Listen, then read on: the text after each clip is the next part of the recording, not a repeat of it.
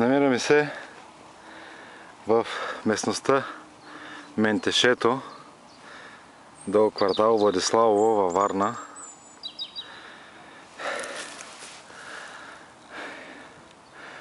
Много добро място за спускане и за катерене.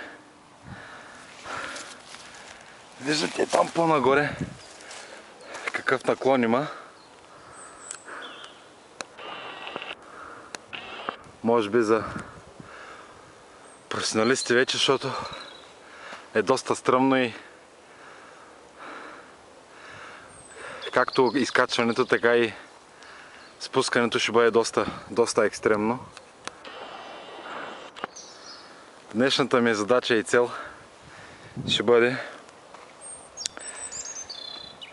преминаване през тая тясна пътека надолу и тя е доста стръмна. Това ми е първият ден, в който така е хубаво времето и позволява разучаване на местността. Тук нагоре има още друга пътека, може би. Днеска е приятно времето и позволява каране. Макар че за по-напредналите и по-големите ентусиасти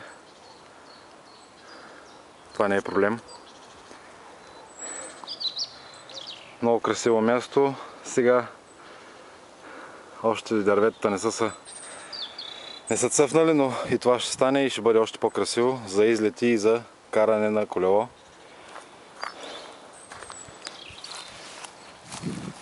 Къде е спринт Аполона. Сега се почива преди спускането.